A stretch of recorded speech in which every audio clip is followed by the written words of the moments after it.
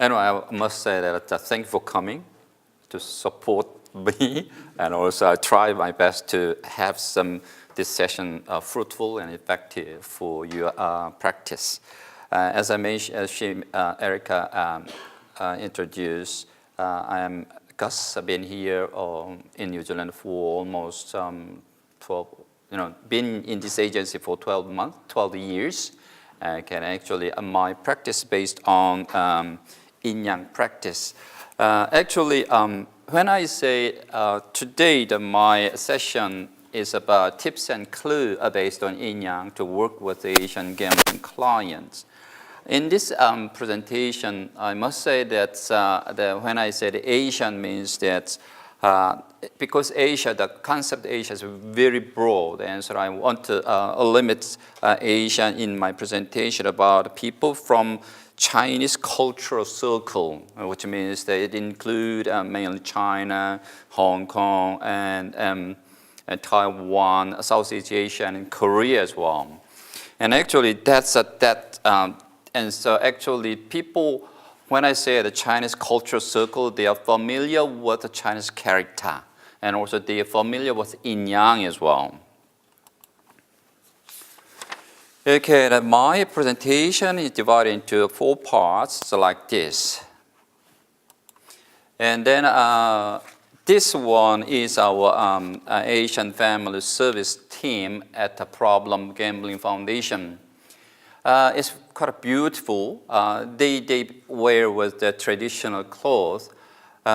We consist of different ethnic groups. We speak Cantonese, Mandarin, Korean, Japanese, Thai, Vietnamese. But at the same time, not only by speak language. Sometimes we are approached by other mainstream agencies to deliver training for their own staffs in terms of cultural competencies. And for the last 3 years, last year I was approached by 3 agencies to deliver the kind of training. That's the reason why I prepare this present for this conference, because I think because people are moving around, it's global world, and the more people will come to another agency, and so that's the reason. Even they may go to non-Asian agency as well. And so actually also our society become more culturally, ethnically diverse. And one statistic says that in New Zealand, we got only 4 million, but 1 million New Zealand are born overseas. And at the same time, Asian population grows quite fast. But at the same time, shame and stigma is strongly associated with the gambling. What means that even though they know that they're Asian services, but they feel really shame to see an Asian counselor, and so also they want to, that's kind of, they don't want to lose their face, and that's the reason why they go to the mainstream non-Asian agency to have a counseling session with. And another thing is that in terms of therapeutic engagement, is very crucial. And as someone from non-gambling, non-Asian ethnic or cultural background, they may misdiagnose client situation because Asian clients don't usually look at the counselor face. They respond very passively. They don't usually say no to the counselor kind of thing. And so the cultural competency sometimes is deeply related to outcome of counseling session as well. That's the reason. And so at the moment, it's a cultural competency, the requirements getting higher and higher, I believe. And the next session, next part is about, briefly I talk about Asian gambling in our society. And when I talk to them mainstream neighbor, once they know that I'm working for Problem Gambling Foundation, first typical response is that all Asian gambling a lot, they are all problem gamblers, something like that.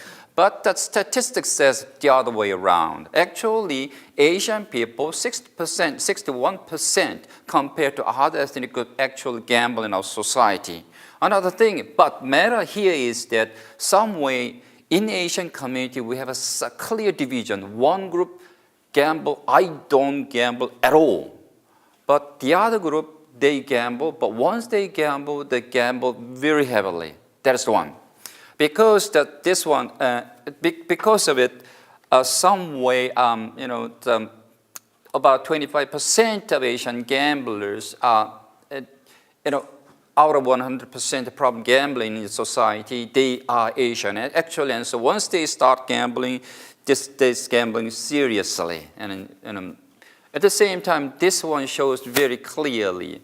And this red circle is that, come from the data. We ask anybody, they seek help from counseling service. They are asked how much money you have lost for the last 4 weeks.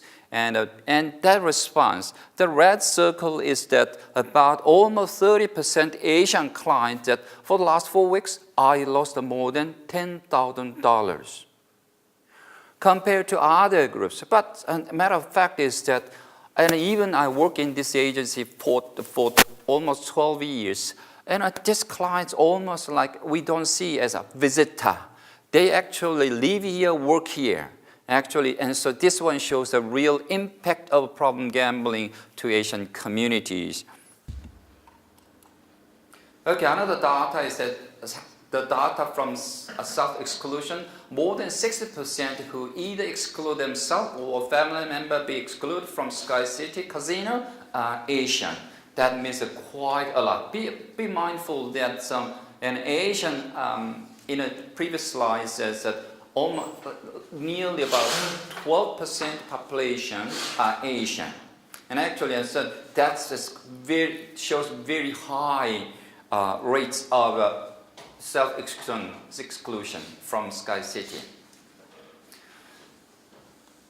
Another thing is that, but interesting thing is that some way Asian gamblers quite different from other groups, because the MOH, Ministry of Health, a statistic in 2007 shows that Asian gambler, nearly 78% Asian clients are cite casino-based machine and table are their primary gambling mode, which means that they some way we can interpret that casino have some kind of attraction to the Asian people. What is that? And then when I do the reading many international articles, it's kind of similar thing it comes up. The thing, first one is kind of casino is seen as a refugee from the hardship in their post-migration process adjustment. Another thing is that as attractive place, many Asians have kind of believe that someone goes to Sky City must have enough money.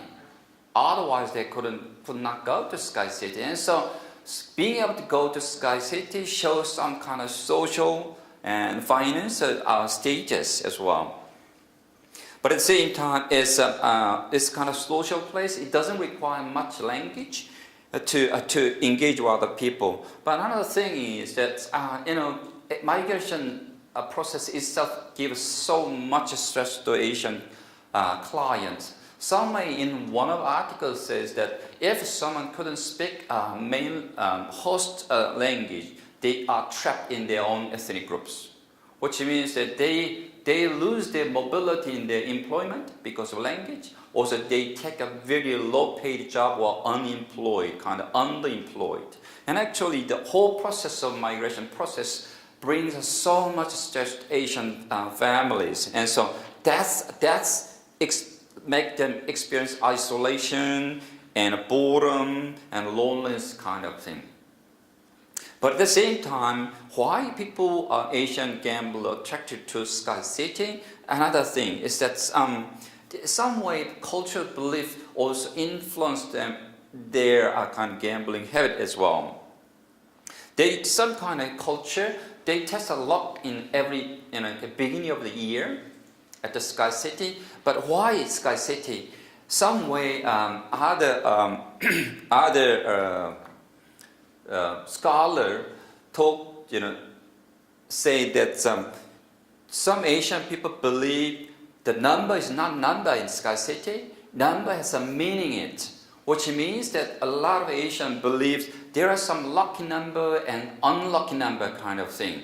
Also, like let's say for Chinese, 2689 kind of thing, very lucky number. Number 4 is not lucky number kind of thing. Also, as a Korean myself, some people who usually don't go to church and a Christian belief, they don't have that they have a tendency that to have a test how much how much luck they have this year kind of thing, because they go to fortune teller, they provide 4 numbers, the date of year, month, date, and time, and the fortune tell the people that how lucky you will be this year kind of thing. Another thing is Yin-Yang. Some way they have kind of belief in Yin-Yang. I'm getting into the talk about Yin-Yang. What is Yin-Yang theory? Yin-Yang theory looks like this. Actually, Yin-Yang theory is in history longer than 3,000 years in China. It's not just a recent one. But basically, Yin-Yang theory is about two opposite cosmic energy, but it's not crashing each other. It's complement each other and support each other. But at the same time, Yin-Yang, everything consists of Yin-Yang, but the Yin-Yang be translated to 5 elements in our body. There's no such Yin-Yang, there's no hierarchy, which one is better, which one is the worst, there's equal complement. Also, they believed Yin-Yang can be found in our body as well. And so, many people try to, in history, many Chinese philosophers try and they conceptualize what Yin-Yang is the form. Okay, this one is Yin-Yang. Yin is a kind of female energy, such as the moon, night, weakness, darkness, softness kind of thing. Yang is the one, and such as sun, day, strength, bright, hotness, masculinity. But at the same time, interesting is that the white dot and the black circle, that is the one connote coexistence and unity of the opposite to form the whole. The last one, curved line, it tells that there's no such absolute separation between opposite. The Stockholm University in Sweden, the person, the scholar Tony Fang, recently conceptualized Yin-Yang. He says that is about paradoxical value orientation. That tells us that we able to embrace opposite trait. That is kind of thing. And this one is quite different because in Western culture, the kind of thing opposite usually, let's say like heaven and hell, evil and angel cannot be kind of as one. They are separate, but in Asian Yin-Yang theory, even the paradoxical can be as a one. Also, he says that holistic duality, dynamic duality, dialectic duality, I will explain later. Okay, and so that kind of thing, the scholar Tony Fang's interpretation, how we translate into our practice, that is my last 5 slides. 1, paradoxical. When we work with a client, someone we need to be mindful that the connectedness between clinical work and public health work sometimes it doesn't, it's kind of separate two things. But once you work with the clients, they are the people who want to raise their voice to protect others. And also when we go to the public health activity, we should be mindful that someone in your audience could be the person doing gambling or the people got affected by someone's gambling. And so we need to see both as a link between public health and clinical work as well. Another thing is that some way Asian counselor need to support our client to fight back the gambling industry, which means that sometimes counselor feel kind of it doesn't have kind of good feeling about gambling industry, but to protection for the sake of client, we sometimes need to work with gambling industry to protect our client. Another thing is that, but meanwhile, sometimes we need to have a flexible boundary in our working hour as well, because Asian clients have some kind of different idea about the counselor, and I think that some way Western counselor, they have a clear idea about working hour and non-working hour. But some way our client approach outside of working hour. Also, sometimes we need to help our client outside working hour, such as Saturday, Sunday as well. And in some way, Asian, to help them, we need to have a kind of flexible boundary of client, a boundary of our working hour and our relationship. This one is to help Asian clients. Relationships are really, really important. What I mean is that two things. Gambling. They want to help because they are gambler, because they're gambling. But some way to help them, Asian, the counselor should be able to deal with gambling issue, non-gambling issue as well. What I mean is that Western medical model, Western kind of thing. Okay, some way this is the symptom, and so we need to treat them. But Asian model is we treat it holistically, which means that gambling could be seen as the tip as an iceberg, and so we need to help them to be healthy. Also, sometimes when I have my client, they really get interested how to communicate with their wife or children because of gambling, the family relationship really sore. Really bad, and so help them to communicate with their family member. They feel really comfortable. I never talk about this issue to anybody for the last few years, but now I know how to deal with my family members. And actually, when they do that, they feel that gambling is not important. The stress is my relationship with my wife, kind of thing. And so now that is dealt with, and then now I can move on, kind of thing. Another thing is that. At the same time, we need to focus not only to the gamblers and but also family members, because some way the value is quite different between Asian clients and non-Asian clients. We believe that families should be interdependent. We help each other. Asian people really, the family work as a team, and some way they interdependent. But in a Western culture, the independence is quite valued. And actually the thing is that means that someone developed with a gambling issue that affect whole family very, very seriously. And so the counselor need to see the big picture, not only about the client in front of us, we need to see the big picture. Also the migration itself create this huge kind of upheaval or kind of stress to the whole family members, and so counselors need to see them as well. And so it's kind of difficult. You may see that Asian client in your practice, and you invite, Asian clients really have a strong relationship with family member. Why don't you come with your whole family? They may say no, but actually, probably they may not say no directly, but they don't say anything like that. But anyway, some way, but be mindful that whole family are suffer, and you should be able to invite yourself. Oh, I think I forgot one thing. That this relationship, it's probably when you see Asian client, you may receive gift from your client, and you may say that, it's my job. Why you give this kind of gift? But actually, be aware. The Asian clients showing their appreciation by giving some kind of offering kind of gift. When you say, no, it's my job, they may get really offended. And so some way, but I recommend that you develop some kind of clear policy. Let's say someone brings, let's say, I can give the real kind of story.